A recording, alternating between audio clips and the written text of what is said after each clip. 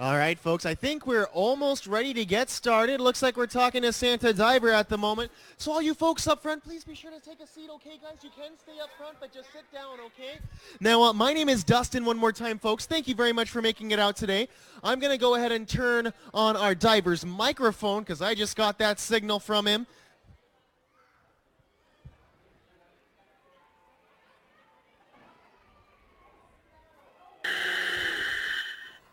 All right, so you are on. Is this Santa Diver? Ho, ho, ho! Of course it's Santa Diver! How's everyone doing out there?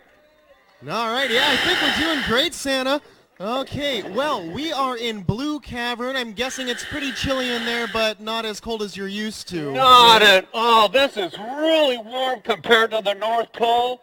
The water in here is about 62 degrees, which for normal people might be a little chilly, but for me, since I spend all my time at the North Pole, this is really balmy. And for the fish that are in here, they love it. It's just like their home waters. They think they might as well be right off our coast right here. Yeah, very nice, very nice. Yeah, Santa Diver said it's not too cold, it's kind of chilly. This is the kind of water that you get right on the beaches here in Southern California, so could be warmer, but not too bad. And there's a whole lot of different animals living in environments like this. What kind of place are we looking at right now, Santa? We are actually in a kelp forest, one of only 5 like it in the entire world, and you can see the various type of critters that we have in here. Of course, we have our sardine bait ball going on. We have my best friend here, the leopard shark, and my other best friend, the giant sea bass. These are the same kind of critters that you would see if you went scuba diving off our own coast right here in California. Yeah, let's talk about them a little bit. So we had our giant sea bass right here. There's 2 of them right here. There's a third one floating around in the back up there right behind Santa. Now, these are some pretty big fish. Can you tell us a little bit about them? Absolutely. The giant sea bass, also known as a black sea bass, well, you know what? Only through Christmas blessings that they actually survived. There was a number of years ago, because of how big they are, how slow they are, and how curious they are, they got into a little bit of trouble. The sport fishermen would start hunting them when they were getting just into the breeding age, which is typically about the same time we would, about their mid-20s. Because of that, all the breeding pairs were being eliminated in the wild. But we did recognize it just in time. We put them on the protected species list. We created a number of underwater sanctuaries for them, known as Marine Protected Areas, or MPA for short. And because of these efforts, we actually have a very good success story for them. Their population is rising in the wild. Every time that I go scuba diving, when it's not the Christmas season, I'm starting to see more and more of them in their natural habitat, and that's super exciting for me, and it should be super exciting for you, because the young future scuba divers, just like this young lady here and the young lady over here on Mommy's lap in the LA Dodgers shirt, they're going to be able to see them when they're scuba diving as well. Yeah, okay, so to recap that one more time, we've got these giant sea bass. They're very big, slow, curious animals. You saw that leopard shark that Santa pointed out a moment ago. These guys are actually much bigger than animals like that. They can actually continue growing to be about 6 feet long and 600 pounds. So these are some big fish. They're the top predator where they live. There's really nothing for them to be worried about.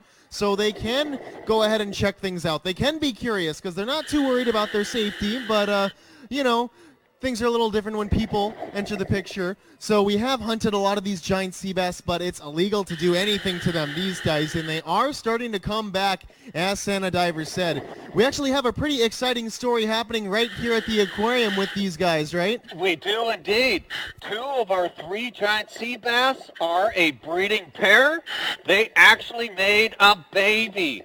The first baby giant sea bass that ever be born and survive in captivity.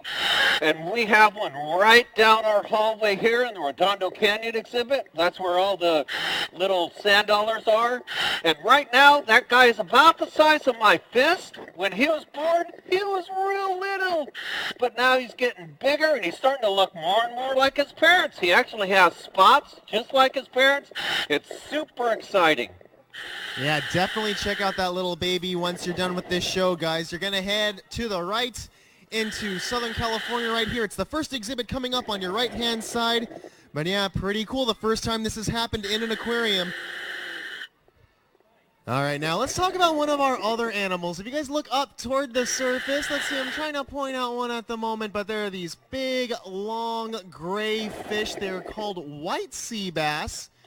They actually look pretty different from our giant sea bass. They're actually a different kind of fish, but we can talk about that some other time. Basically, well, you tell me about it, Santa. What's up with that weird name of theirs? Well, they do have a weird name. They're called white sea bass, but if you can keep a secret, which I know you can for Santa, go and raise your hand. Raise your hand if you can keep a secret. The original name was brown croaker, but the name was changed. And they do have a very similar story as the black sea bass. Again, they were hunted a lot, but for a little bit of a different reason. They taste really good. Oh, yeah, and sorry to interrupt you, Santa. I want to point them out. They're rounding the corner on the right side, so they're going to be right above Santa in just a second. Right up at the top, those big guys. All right, please continue. So, the white sea bass, they taste really good. They taste good. If you grill them, they taste good. If you fry them, they taste good on the barbecue. They really taste good. And because of that, they were hunted a lot. Their numbers were also dwindling in the wild. But, again, we recognized it in time. We had a little different strategy to bring them back than we did with the black sea bass, though. What we did is we created a number of hatcheries between northern and southern California, and we started breeding them in captivity. And then when they were becoming adolescents, big enough that they could take care of themselves in the open water, we would release them. We have been so successful with this strategy, we have released over 1 million into the wild. And they are now what's considered a sustainable seafood, which is just a fancy way of saying that when you see them in the restaurant, you see them at the store, you can feel okay purchasing them and eating them because we are not reducing their population. We are maintaining what's going on out in their natural environment, and they are good to go. Yeah, sustainable seafood is great. Basically, we're not taking too many of these animals out of the water at a time. So there's still some of them hanging out in the wild.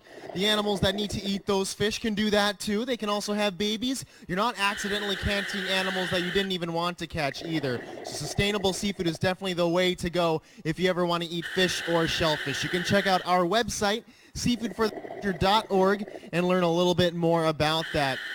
Now, Santa, I think we're about running out of time. You're going to need to come back out soon. Do you want to go ahead and give everybody some high fives and pictures while we're wrapping up? Absolutely. And as soon as I do, if you give me just a couple moments, I'm going to meet you right here, and we can take some dry side photographs after I get out of this wet one, because I don't want to get you all wet when I'm taking my photos out there as well. Definitely. Okay. Thank you so much, Santa Diver. Let's go ahead and give him a hand. All right, thank you so much. And his buddies behind him, there are a few of our volunteer divers here at the aquarium. They do so much important work for us. Thank you very much once again, Santa Diver. Now, if you guys walk right up to the window right now, you will have a little bit of time to give Santa a high five or even take a picture with him, so go for it. And then after that, he'll head out of the water and then meet you folks at that big white chair right behind you. Thank you so much for coming out today to learn a little bit about our kelp forest environment, folks. I hope you had a great time. Thank you so much for supporting us here at the aquarium. It really goes right back to helping out our animals and our conservation program since we are a nonprofit institution. So thank you so much, and have a happy holidays, folks.